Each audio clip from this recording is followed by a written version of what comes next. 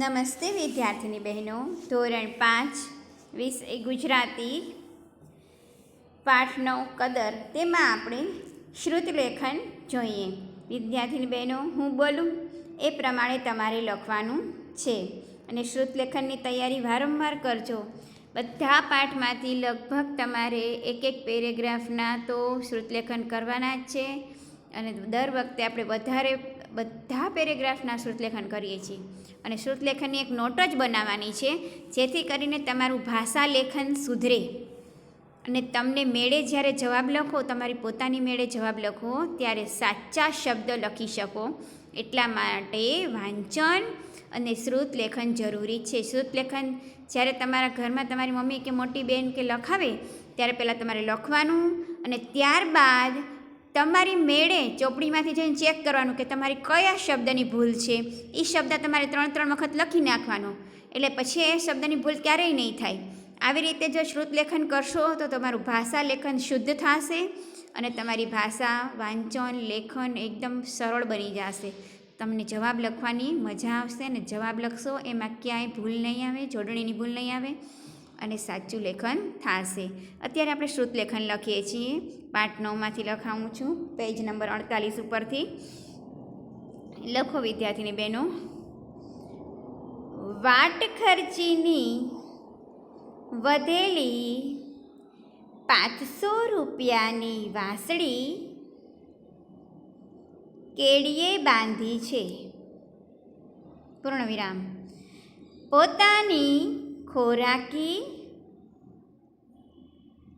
અને ઘોડાના જોગાણની જોગવાઈ એમાં ભલે ભાતયે થઈ જશે એવી ધરપત હૈયામાં છે. પૂર્ણવિરામ. હૈયામાં મા ઉપર અનુસ્વાર આવશે, નાનું ટપકું. હૈયામાં છે. વડોદરાની બહાર પગ દીધો ત્યાં તો એક ખોરડામાંથી ગોદડા બહુવચન છે એટલે માથે ડા ઉપર અનુસ્વાર આવશે, પછી ડેશ કરવાની, નાની લીટી લઘુરેખા. ઠામ પછી ડેશ એટલે કે નાની લીટી. વાસણ, ગોદડા, ઠામ, વાસણ, અલ્પવિરામ. ઘરની નાની મોટી, નાની વચ્ચે ડેશ કરવાનું છે, નાની મોટી તમામ જણસોનો ઢગલો જાતે ભાળ્યો. પૂર્ણવિરામ. 2 ડગલા આગળ હાલ્યો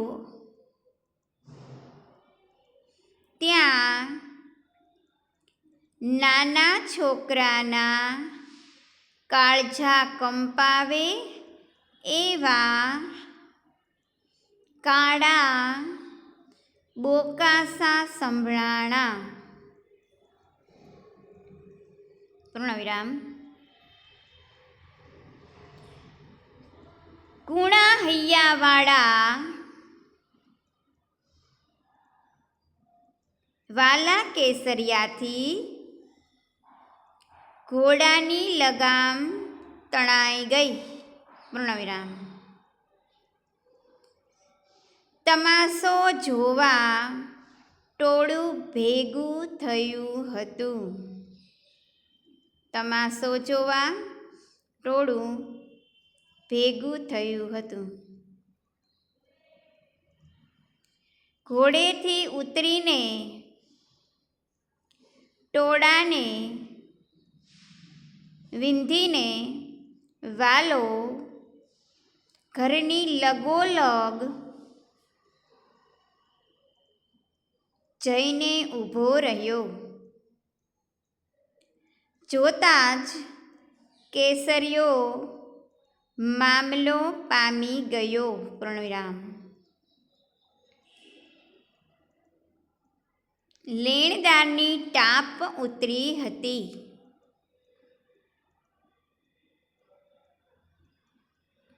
પૂર્ણવિરામ. ગોદડા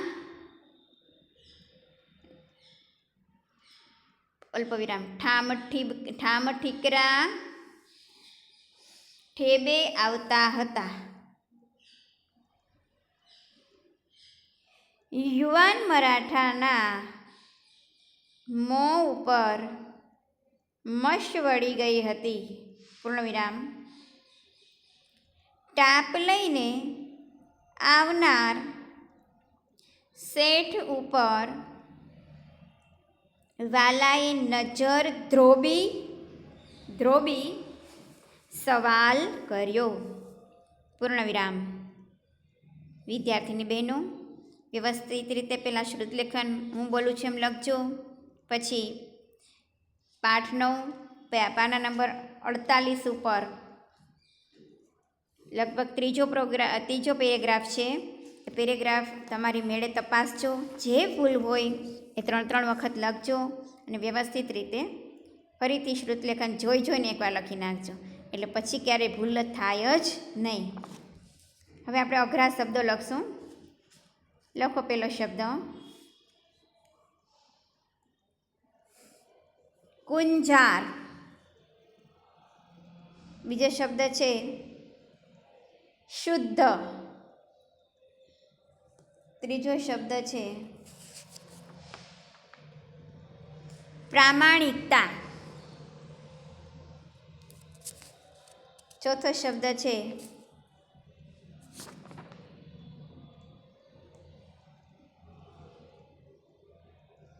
કરણુકી.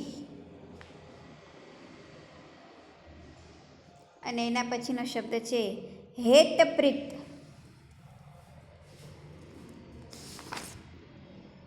વિદ્યાર્થીની બહેનો, આ શબ્દ લેખન પણ કરજો અને અઘરા શબ્દો પાઠમાંથી શોધી અને પાઠ જ્યારે પૂરો થાય, સ્વાધ્યાય લેખન પૂરું થાય ત્યારે છેલ્લે આખા પાઠમાંથી જેટલા અઘરા શબ્દ હોય એનું લેખન તમારે પાઠની પાછળ કરવાનું. એટલે તમારી જોડણી એકદમ શુદ્ધ થશે, શુદ્ધ વાંચન લેખન આવડશે. નમસ્તે વિદ્યાર્થીની બહેનો.